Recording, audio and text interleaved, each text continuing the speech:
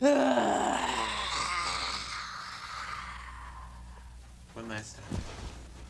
Okay. You looked up again that time, Mel. Okay. Oh, okay. I can feel it. Okay. Sam Raimi must have been just so obsessively devoted to getting every detail of the film right that we enjoy it because it's familiar. Okay, just get real slow. Okay, lay it down. Ready? And do it. Evil Dead is such a pure horror film. That's clearly made with such love for horror, and there are not a lot of movies made like that today. Keep fogging. And when I yell for it, then stop it. Fog it. Stop. Most horror films are about people being picked off, but, you know, Evil Dead is essentially about one actor being picked on, you know, and it's kind of like Sam, you know, antagonizing his best friend from school. This is insanity. There were numerous reasons I think that Evil Dead worked, but first and foremost it was Sam. And then it was ignorance on our part, because we just kept making that movie, and if something didn't work, we went back and redid it again and again and again. Scene 101, take 2, sound 1,000. Rolling. Scene 19, sound 8. She's dead! Scene 68, FD, take 3, sound Scene 1086. 68, FD, take 4, sound 1087. Take 3, sound 366. One by one, we will take you. All of you!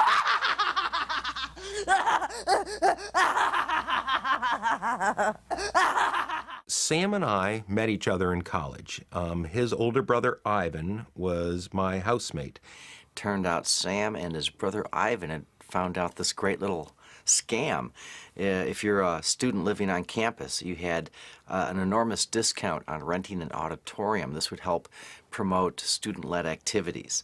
So they'd rent a small auditorium with a theater screen, bring in a Super 8 projector, and show his old high school and junior high movies. I remember titles like 6 Months to Live, Attack of the Helping Hand. Oh, just all these little screwy things. Ran them on college, made money, and kind of decided, hey, let's drop out of school and go make a feature film. There's these drive-ins, and we can make a movie that better than the crap we're seeing in the drive-ins. That was really, at that time, like 25% of the movies in America ran in drive-ins. Well, we have kind of a golden age in the 70s when you could put almost anything on the drive-in screen. You had a period where the ratings board was not watching.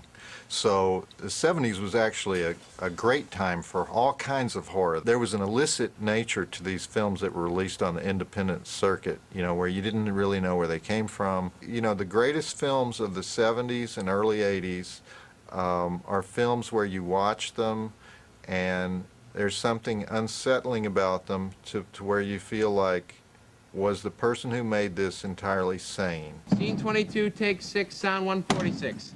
And action. The Raimis lived in Detroit right around the block from me. And so, you know, I became fast friends with Ivan and, you know, vis-a-vis knew Sam literally from about 2 years old. And he was quite a kid, I'll tell you that. And, I mean, one of the things that Ivan and I used to do, and this may explain some of it now, is that when he was young and in his crib, we used to push him around the crib. We'd hurt him in the corners with knitting needles. His older brother, Ivan, who's a doctor, who's co-writing Spider-Man right now, but Ivan co-wrote Darkman and co-wrote a bunch of things, Army of Darkness. He was my best friend throughout my youth. And Sam was his obnoxious little brother with his Spider-Man comics. And so for years there, it was strictly, take your stupid comics and get the hell out of here. And that's what Sam meant to me. I was Sam's cameraman on many of his Super 8s, and I'm in almost all of some bit part. And Sam is the bad guy in almost every one of my Super 8s. I always cast him as the villain, and because he'd chew up all the scenery. Sam had really only done dramas and comedies, so he made a little short horror movie that we all made together called Clockwork, and then another one that we used to raise money, like a 30-minute long Super 8 movie called Within the Woods. Sam, back when we were making Evil Dead, was exactly like Sam is today. He's creative, smart, incredibly hardworking. 98% of the time, very kind. 2% of the time, stern when he feels like people aren't doing what they're supposed to be doing, not because it affects him, but it doesn't honor the rest of the people on the cast and crew who are working. People don't see the funny side of Sam so much anymore because he's gotten so serious with the movie business. But he's actually one of the funniest people I know, aside from Bruce Campbell. And the two of them together just kept me in stitches all the time. It was like living in the middle of a constant Three Stooges comedy routine. He really did nothing else except dream, think, eat, sleep about the movie. And, you know, his energy kind of drove all of us. Scene 22A, take 1, sound 485.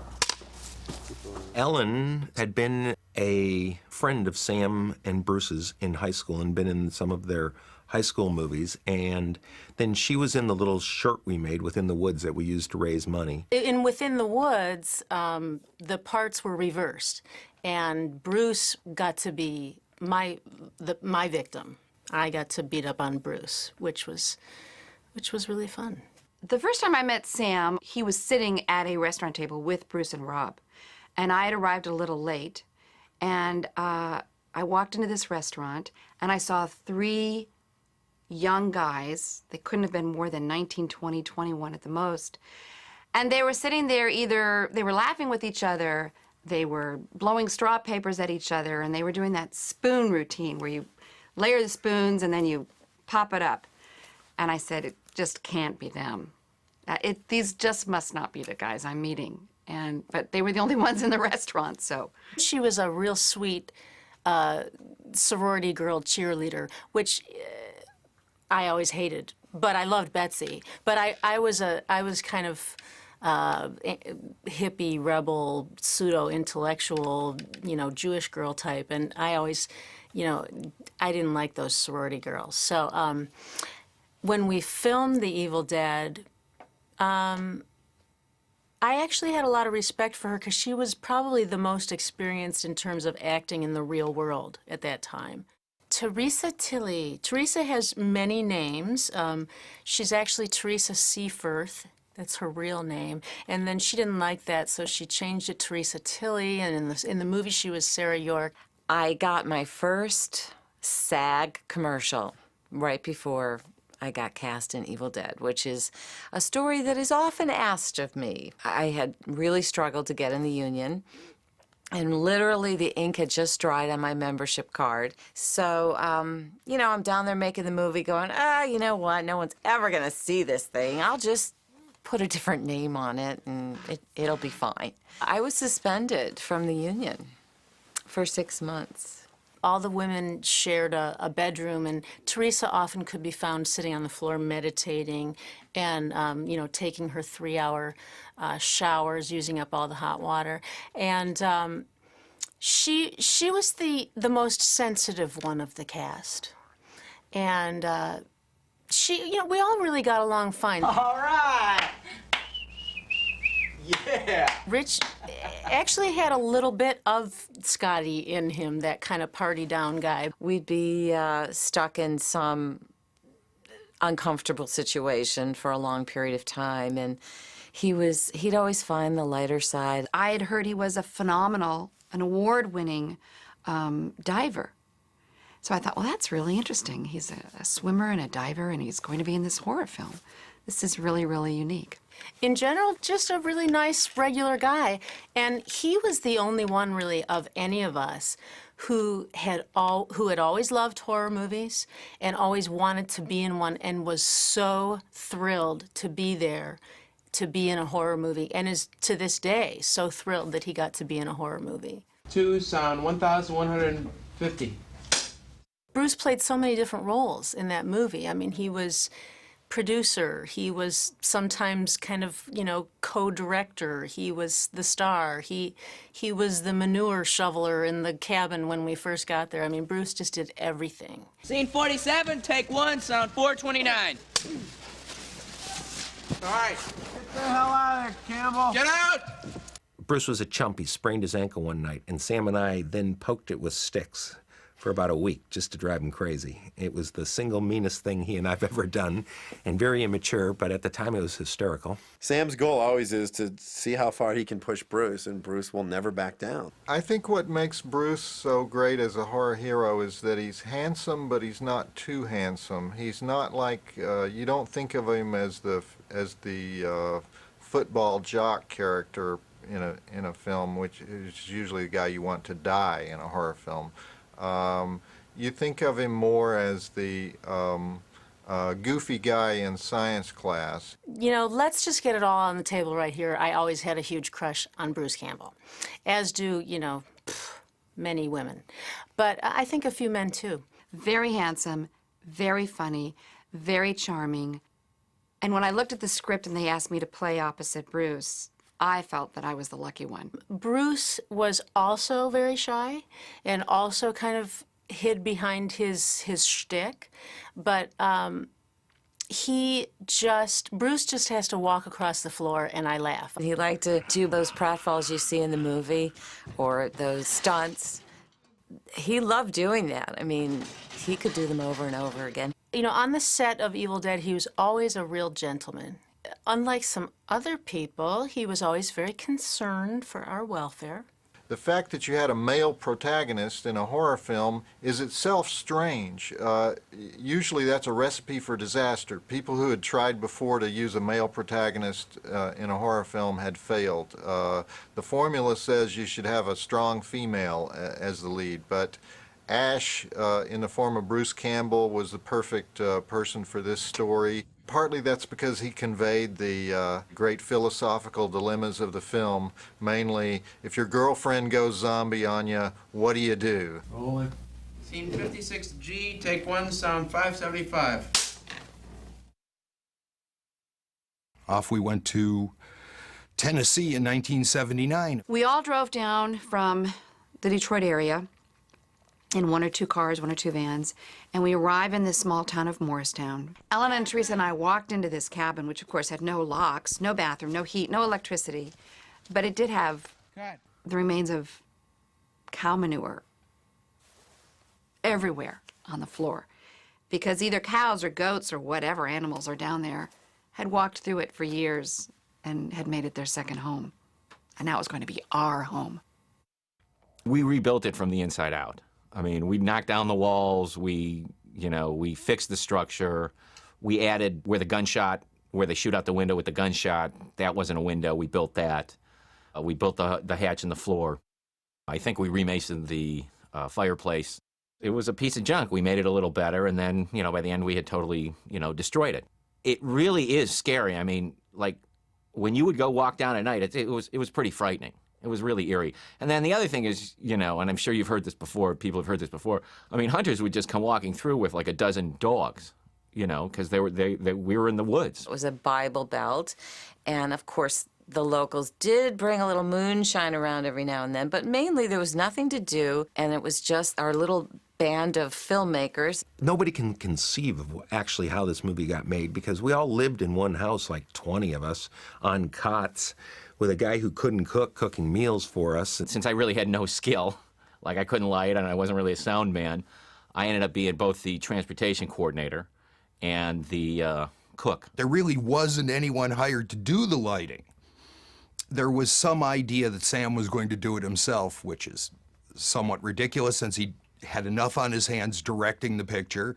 So lighting was being done in a fairly haphazard fashion until finally I said, if you let me do the lighting, everything's going to go a lot faster and the film will actually look better. I was able to bring several different departments in one guy here. I created the Book of the Dead and the Kandarian dagger and some other little props and things. And then I was responsible for the design and creation and application of the makeup. It was a very small crew. I mean, basically it was like a 7 or 8 man crew. Sam directed. Bruce kind of looked after the checkbook some and acted. And I filled in for every other thing. The film was not tremendously technically proficient because they had no money. I mean, it was really shot on such a low budget. But what I admired and love about the film is they didn't care that they had no budget. They still went for it. And I mean, I don't know if I'm telling you 25 years later, but I mean, the thing was budgeted 150 and came in at 500. That's a little bit of an overage. I mean, now, admittedly, 500's nothing in the world of movie making, and the film absolutely needed it. But who could have known? But at the same time, there were a lot of things about it that were very professional. I mean, they handled us in a very professional way and had contracts and scripts, and not that they really stuck to the script. I mean, the script was on 27 napkins. I can't do that forever. No one got away unscathed. Frankly, I think Sam meant it to be that way so that it would come back into the movie. That if everybody was in extreme pain and misery, that somehow this would translate into horror, which he told us every single day. This was a primitive time, and Tom Sullivan, who was really a great artist and had a really difficult job, he was doing all the molds for face mask and all those kind of things. And back in this ancient time, we just didn't know anything, so you'd slather the actor's face or arm or leg with Vaseline so you could pull the mold off, and then pour plaster of Paris on it. I wound up using acrylic paint, which it even says in the tube, don't put it on your skin. But I used that to paint the masks as well as the actors' faces. And do you know how you get acrylic paint off an actor's face? You scratch it with like a scouring pad or something. And the horrible things I put those poor folks through. If they would have had money to do proper special effects makeup, that movie would have been as scary as The Exorcist, in my mind. Because the one thing that always took me out of the movie, maybe because I had an upbringing and an interest in monster makeup, was that they just didn't have the money or the resources to do really, really elaborate character prosthetic stuff. When I made Cabin Fever, I had all the actors watch Evil Dead. And Ryder Strong had seen the movie a number of times. And kind of any time someone would complain about anything, we'd say, well, look at Bruce Campbell. And what do you think they went through on Evil Dead? And it kind of shut everyone up. Ow! Ah, the injuries, yes. Well, certainly running through the woods. Ow! God damn it. One night we were shooting her running through the woods and whatever, and we had this long piece of plywood dolly track, and there were all these splatters of blood on it. I scraped the hell out of myself. They had laid tracks of 2x4s, and I guess I bled all over those. And I said something unkind about actresses being cut, and that's when I know they were finally working hard, but I don't remember saying it. Well, in 1981, you could do anything to a woman in a movie. You didn't have to abide by the political correctness rules of today. They came to me one time and said, all right, we're going to be going outside, and here's what's going to happen, Betsy. It's going to be really cool. It's going to be really neat, really groovy.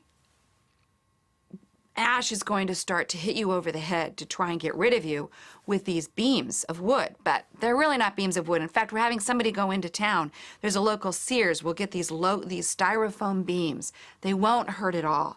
They won't, and we'll just kind of hit you a couple of times. Well, what they came back with were beams that at that time you could put up in your den or your rumpus room, and they were made to look like real wooden beams.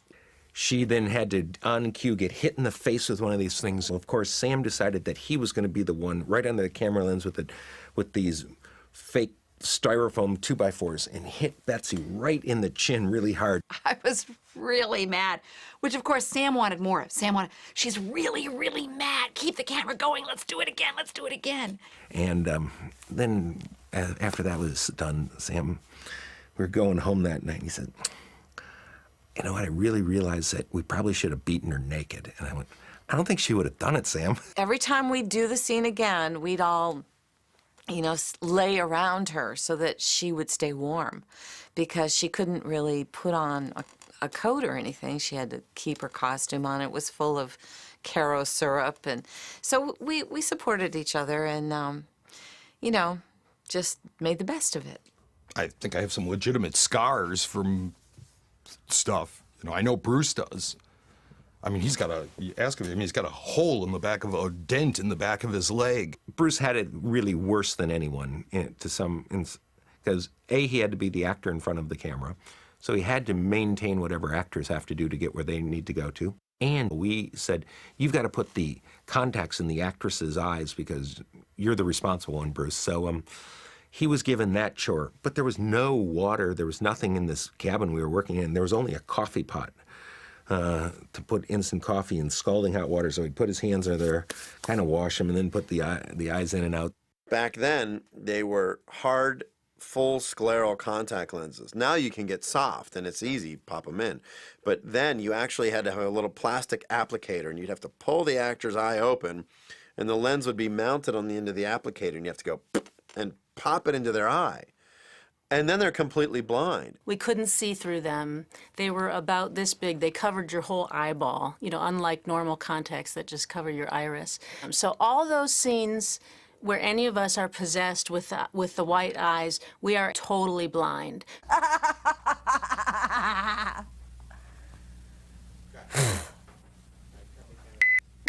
It wasn't just that we were shooting in the cold and that we were shooting in a building with no electricity and plumbing and all that. It was the waiting time. You got to understand, we didn't have space heaters.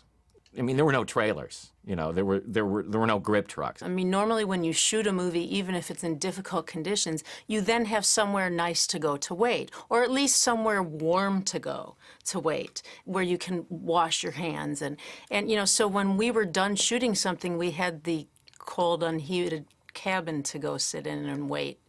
And, it oftentimes, besides being painful, cold, and sticky, it was boring.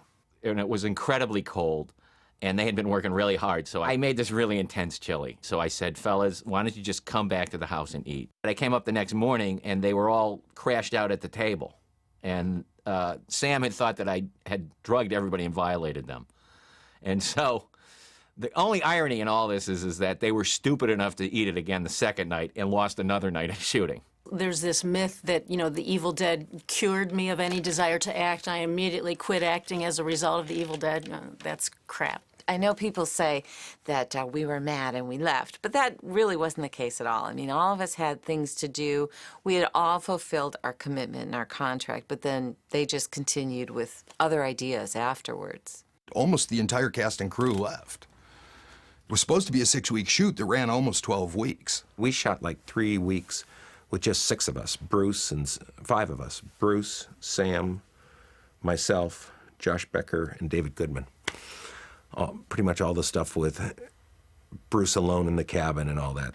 Then there was another week of shooting several months later in Gladwin, Michigan, at Bruce Campbell's family's cabin, and then there was another week of shooting at Rob Tappert's family's cabin in Marshall, Michigan. And there was several weeks that got set up at Sam's house, in the backyard, in his basement. We would recruit local people to what we call be fake shims, put on this costume and shoot them over their back or do whatever we had to do. We shot the movie so completely back-assward, and with the Bruce getting so much stuff, black stuff in his face and white stuff in his... And each night nobody was keeping continuity.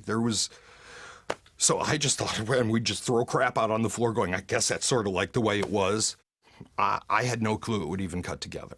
I thought, are people actually supposed to think this is real?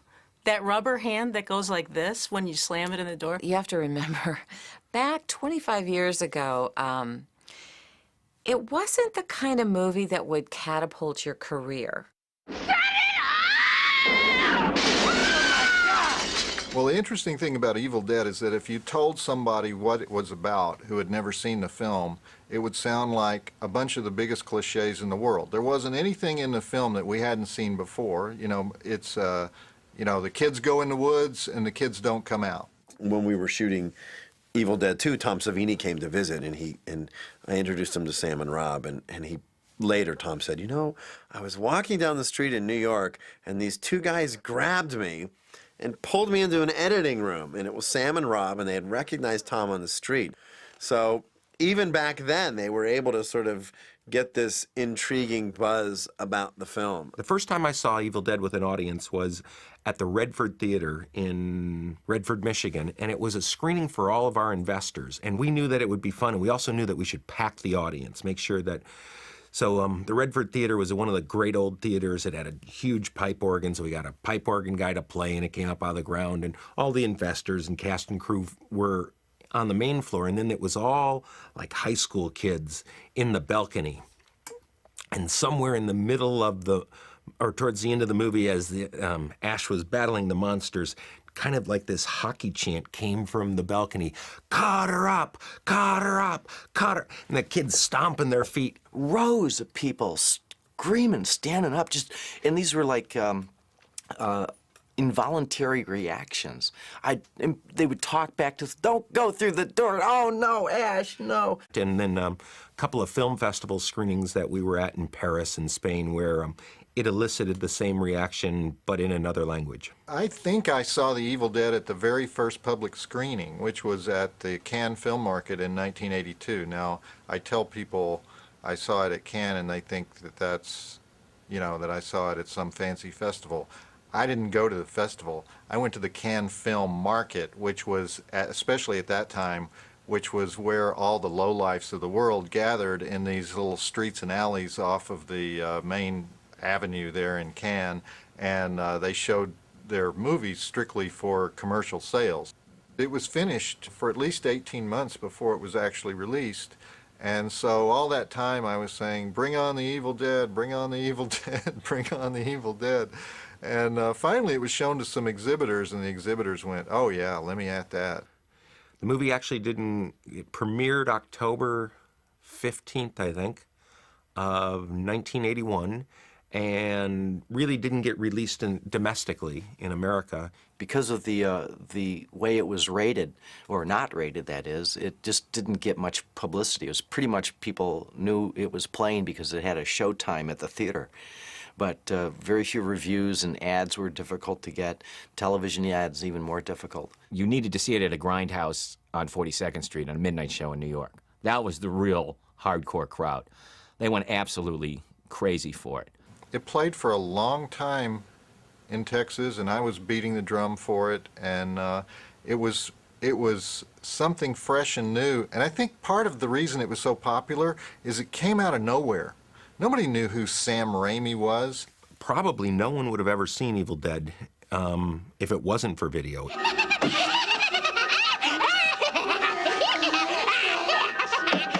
When I was at college, somebody had it on VHS, and it was such a kind of crappy sort of third-generation version, which just added to the kind of the scariness of it. I remember being in a video store and asking if they had Evil Dead, and they said, "Copy got stolen."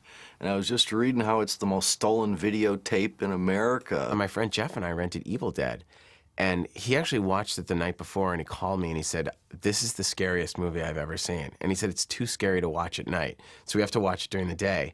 And my friend Jeff came over to my house, and he brought the copy of Evil Dead, and we put it on, and it probably took us about 6 hours to get through the movie because we were so terrified. We had to stop and go outside and sit in the sun. Well, Leonard Maltin called it the most disgusting thing he'd ever seen, and wow, thank you, Leonard. And of course, it had that great, quote from Stephen King on it, which really, that quote literally propelled that movie because of the fact that Stephen King had said that it's one of the most ferociously original horror movies ever made. He had this image of Evil Dead as being the sort of kind of a film born of hell. That it would literally come up from the depths of the woods, and that it was almost like some kind of strange demonic snuff movie. I mean, for me, nothing terrified me more than Possession. The Exorcist was the scariest movie I'd ever seen. But Evil Dead was 90 minutes of the most horrifying moments of The Exorcist happening to younger people closer to my age. My initial kind of knowledge of the film was that it was this bad, evil film, that it was a video nasty. Basically what happened is it was very much similar to here, but when videos first there was the first video boom, there wasn't a separate classification for video. And a lot of the distributors were pretty naughty in terms of, say something like Lucio Fulci's Zombie would be released at the cinema with 10 minutes cut out of gore. the same distributors would just put out the uncut version on video, thinking that nobody would ever check. And of course they did. So when they kind of found out that this was happening, they just had a massive clampdown. There were films like Evil Dead, which is like, yes, it's kind of gory, but it is like a work of art in its field. It's like, you know, this doesn't deserve to be kind of like, you know, this doesn't deserve to be seen in this way. Even though it is kind of intense and gory, it shouldn't be lumped in with like Faces of Death and I Spit on Your Grave, you know. I think even Sam like had to go to like Leeds Crown Court to kind of defend the film in court. It's crazy to look at Evil Dead now and think that Sam Raimi was brought up on obscenity charges because of it. That this is a video nasty. And that the reason that Sam Raimi made Evil Dead 2 funny was because he was put on trial in England. It's like insane. I mean, we've come so far. But can you imagine that, going to jail for making Evil Dead? I mean, I guess it'd be worth it because Evil Dead's awesome. I'd go to jail for Evil Dead. I've gone to jail for other things. Sorry. I remember we had just wrapped Day of the Dead, and I had a party at my house, and my girlfriend at the time was there, who was the script supervisor on Day of the Dead, and we had a bunch of us, and we were watching Evil Dead in the basement on video, and she was like so disgusted that she walked out. It's always interesting to see people's reaction to Evil Dead. My wife, she saw Evil Dead long before I ever met her, probably when she was 17 or 18, and living in New Zealand, and she thought whoever made that movie was so sick they should be put away.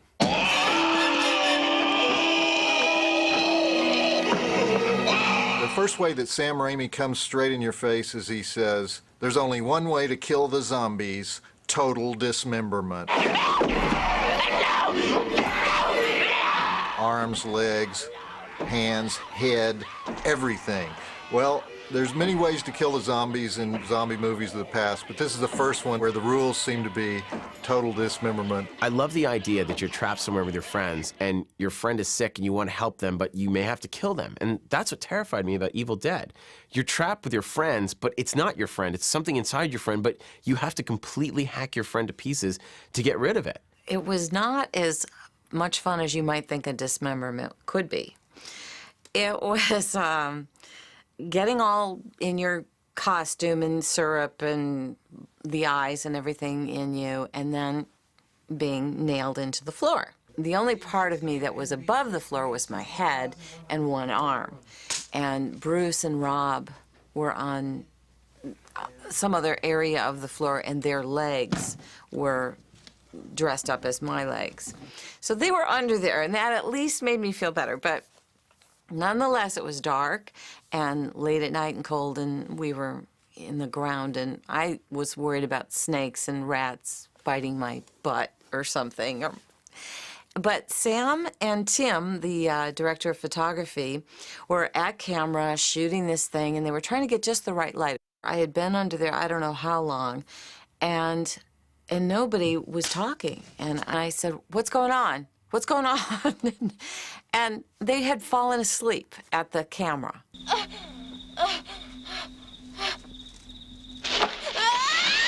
I loved the rape by the forest scene, even though I can't really tell you how the rape by the forest relates to the rest of the story, or why the zombies would somehow be related to a raping forest. Let's get it all out in the open.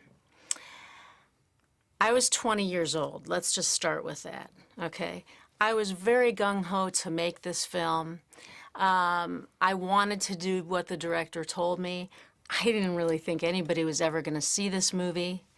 You know, big surprise now, but, and I did have concerns that I talked about with Sam, and he somehow convinced me there's going to be a lot of fog, you're not going to really see anything, you know, don't worry about it.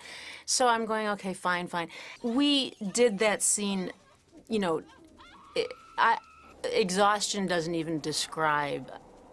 I was running in my nightgown. It was 40 or less degrees. I was running through woods, you know, just brambles, and there was no paths or anything. Just running and running nonstop, getting hurt. And I just kind of got to the point where, okay, fine, just do what you need to do so we can get this over with. The one big twig is wrong on so many levels. That final, really, I had no idea they were going to do that. I mean, obviously, I knew that the legs were going to spread open and that the vines were going to crawl up, but that final with the stick was all post-production. I had no idea until I saw it, and I went. And of course, at the premiere, you know, with my mother there, and that was fun. I heard that when, like, Sam Raimi had to, you know, sort of was taken to court and had to appear in court to kind of answer the sort of the, you know, the kind of the claims against the film, that he actually afterwards felt kind of like, you know, that the tree rape was a mistake. And it's interesting in terms of, like, it's obviously that the one bit that's not repeated in the sequel or any of the other sequels. And it's definitely something that's really, you know, like the thing that still kind of is really, truly shocking out of the entire film. It never gets any better for me, except for now I have just a much more of a sense of humor about it. In a film where people get decapitated and raped by trees, and but the thing that kind of that everybody kind of gets the biggest reaction is a pencil being stuck in somebody's ankle. That pencil in the ankle hurt more than anything. You could feel that grinding into your bone. It was so disgustingly painful. I'm getting queasy thinking about it. Sam had told me during this, while we were reading the script, that my ankle would be stabbed. I said, well, it's not a problem. You know, I'm sure you'll work something out. So when it came down to shooting that night, which I think took just 1 or 2 nights, I know I had this, you know, trademark brown corduroy jeans on, and we would remove one leg, and so it would be just laying out there in the wind. We'd insert this artificial leg, and we, you know, stood at an angle for hours trying to get this pencil into this leg, which would then, you know, spurt blood and whatever else was coming out. And you see the veins spread out. It's like they hand drew those veins and shot it frame by frame. That feels more real than watching veins crawl across someone's hand with CGI. Back in the early 80s, there were a lot of 16mm horror movies like Basket Case that suddenly would have stop motion in them. And I'm a stop motion animation freak, so when they went to stop motion at the end and the melting, I just thought it was all part of the look of how the monster dissolves. I managed to talk Sam into using stop motion for the finale, for the meltdown scene. Originally in the script, the characters were going to smoke and deflate, more or less. And Sam had an idea that I could just kind of find some way to make balloons to fill up the shapes, and then we'd just deflate them and have smoke come out. And my thinking was, well, if somebody blows raspberries during that, like, we've just screwed up the whole movie. Sometimes you watch horror movies and the camera works crazy and you go, what the fuck is this? I can't follow what the hell's going on. This is a mess. But Raimi had such control of the camera work. He really, really used it to be from the point of view of these demons and spirits. You're just watching it thinking, you know, not only have I not seen that in a big Hollywood studio film, you know, that shot, but, like, this is, like, you know, a 20-year-old doing this. Well, the camera work's entirely Sam's. I mean, every single shot is something he had in mind. You know, the camera starts always really, really, really far away from either the actors or the cabin, and then it would sort of move in and around things. So it wasn't just, you know, it sort of rushing straight at you. It grounded the POV because it definitely felt like it was part of the forest. Every other person did the point of view kind of in that kind of way, and you'd seen it been ripped off in countless worse versions, and you've seen it being ripped off by bigger directors. I remember when I saw Bram Stoker's Dracula, I was thinking, he's fucking nicked that from Evil Dead. How could Coppola do that? How cheap. Evil Dead is a very technically proficient film. I think that's one reason film students love it. I don't know if Evil Dead's been influential on any one particular filmmaker. Right after I watched the movie, I ran right up to my room and read my Fangoria issue, because I had it and read it and forgotten about it, and then reread the interview with Sam Raimi, and he talks about making this movie for $350,000. And the fact that he was 21 years old when he did it. And I remember being 13 at the time thinking, oh my God, I'm gonna be 21 soon. That's right out of college. Like, this is possible. I made a film when I was 20, like straight out of art college, a really low-budget film. And the main thing in my head was I was kind of thinking, I've got to do my own Evil Dead. To see a film like Evil Dead where everything, like weird POVs and everything was just, it was so demented and had so much style to it that you couldn't help but be affected by the movie in some fashion. Somehow, seeing that Sam Raimi did it, for me, just made it possible that a guy like me that was really, really into horror movies could just go out in the woods, grab a camera, and make the bloodiest, most disgusting film they can. Recently, there was a movie made called Cabin Fever, which is referential to it. When I was writing Cabin Fever, the single biggest influence was Evil Dead. I said, I want to take a 16mm camera and go in the woods and make a total splatter film like Evil Dead. The great thing about Evil Dead is it's gore combined with strong dramatic motivation.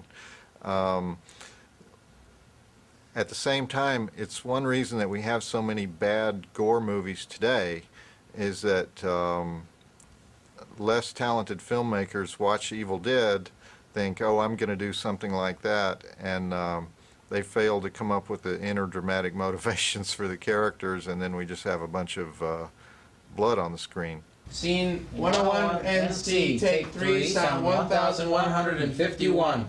Being involved in Evil Dead has been an amazing journey.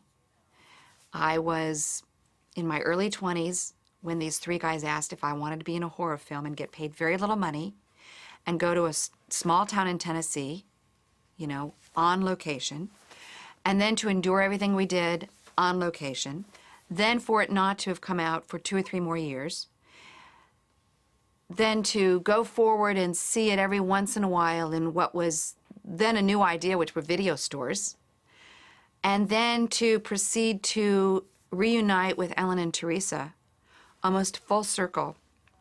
We're all now married, we have teenagers, we're obviously older. We can enjoy this part of Evil Dead and the fans and the cult classic that it's become a lot more. Scene 56H, take 2, sound 578. Who would have thunk this would and did and could have happened? We were younger then. I mean, it's 25 years ago. I literally was the only one that had worked on a movie set before. Scene 101J, take 1, sound 1036. I personally felt that a lot of times we were just shooting in the dark, but I knew in my gut that we were doing something right. Lord knows, look what it's become. Looking back 25 years ago, it's kind of like looking at your youth and being able to laugh at what was serious and emotional back then. And to think, of course, that people love this movie, and so many people love this movie, and how it's affected filmmakers, and that definitely makes you feel proud that you're part of something like that. C19A, take 1, sound 144. Well, it was the first feature film I was involved in, and you know, I got to see how the whole process worked and how you could actually do this with a 16mm camera and your friends, and you can. And as Sam proved, much more so than many people, I mean, he made a classic film. As you turn, can you go, ah? Okay, my tooth out just came out. It definitely was not a real pleasant experience to make the movie, although it was exhilarating because I was young and I was making a feature film. But then what I've been able to do since then is really develop a sense of humor about it and try to look into what it is that the fans see that they like. And I also am able now to look at the film and see how creative it is and see, you know, what a genius Sam was and is, and what he did with so little money. And, you know, so the whole experience really has become now something that is kind of this cool thing about me, this other part, this schizophrenic other part of my life that I can talk and laugh about. And I like to watch people's reactions when I tell them I was in The Evil Dead. That's fun. Scene 71, take 4, sound Z76, wild sync. Well, The Evil Dead never had a great story, great dialogue, it really relied on its visceral quality of an imagination of kind of taking the audience where they hadn't gone before, and kind of a wild, over-the-top ride. There's that Orson Welles quote about kind of filmmaking when he said about, like, you know, making movies is like the ultimate kind of train set. And, you know, watching Evil Dead, it seems to me that not only is it literally like watching a teenager with his train set, but Sam Raimi is the kind of person who would turn the speed of the train up to, like, sort of its maximum and make it go round until it crashed. And when you watch Evil Dead, you feel like this is someone whose love for horror is so pure and has such vision. The movie's like exploding and bursting with talent that there kind of hasn't been, probably since Blair Witch, a film that came along, or Scream, one of these seminal horror movies that came on and kind of rewrote the rules that everyone starts to copy. Ah! Oh, Jesus! Ah! I think Evil Dead had the same qualities that other endearing horror films have. Texas Chainsaw Massacre, Night of the Living Dead, Halloween. Is that they're all low budget, they're all raw, relentless. And the directors were so resourceful with what they had at their disposal, and were still able to make something that 20, 25 years later has the same impact that it had when it was first made. Horror generations are short, 6 or 7 years. So we have about the third generation of horror fans discovering it, and most horror films don't last more than their own generation. Sam's success with Spider-Man is no fluke. The guy's a brilliant filmmaker, and I would love to see what he could come back and do with his new sophistication on Evil Dead 4. We set out to do something. We overcame huge hurdles and difficulties, made a movie, got it out there, got it distributed, and kind of went through the whole process, and to a minor degree succeeded. And that was kind of a testament for kids coming from not Hollywood, but outside the Hollywood circle, that that you kind of can chase your dreams, and if you're unrelenting in following them, sometimes it works out. Rolling.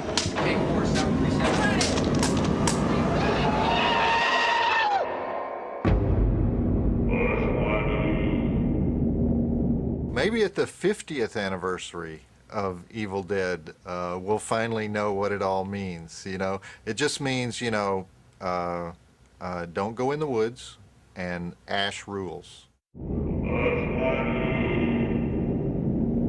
Sam fired me off it the last day. And he also fired me off every other film I worked for him on the last day. That's why I don't work for him anymore.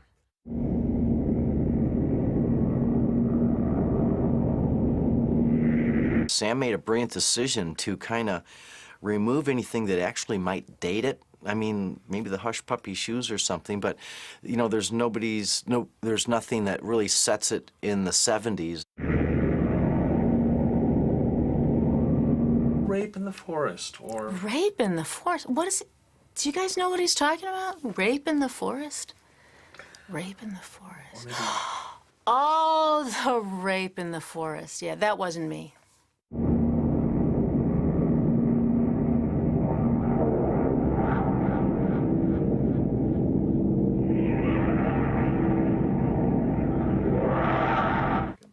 Oh, it was a real stroke of genius. I just, I like the name Sarah. My sister had just named her daughter Sarah, and I always wanted to live in New York. So, there you go.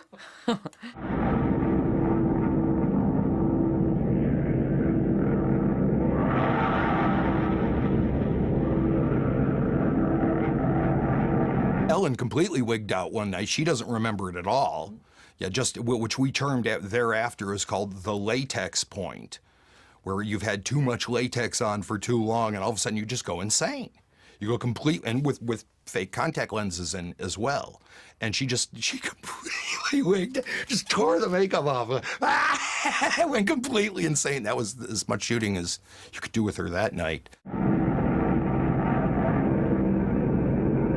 I started talking in this really sing-song baby girl voice, and then I started singing, and then I started laughing.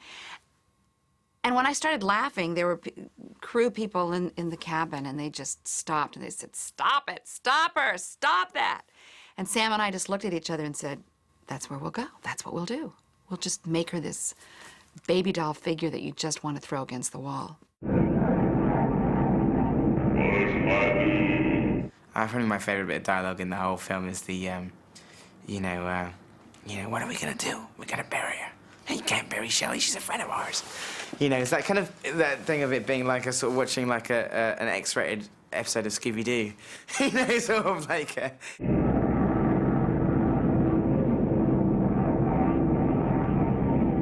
I mean, here's the thing about horror fans. They love to complain. They never support original movies. They bitch about sequels, and they'll rush out and see them opening weekend. So, of course, more sequels get made. And then an original movie gets made, and they go on the internet, and they tear the director down because they're jealous. Or whatever. They're like, this person sucks. This movie's going to be terrible. It's like the horror fans are great, but a lot of the times they don't want to give new people a chance. They say they want new horror, and then they go, well, it wasn't as good as Evil Dead. It's like, well, yeah, it's Evil Dead. Nothing's ever going to be as good as Evil Dead. That's why it's Evil Dead.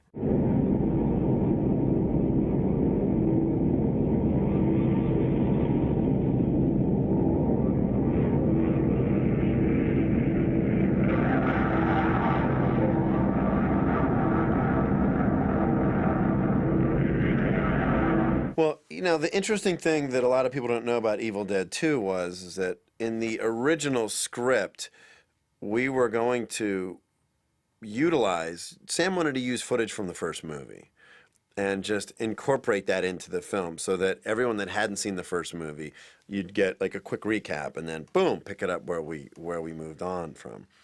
And they couldn't get the rights. New Line wouldn't give them the rights because it was a different company producing this film.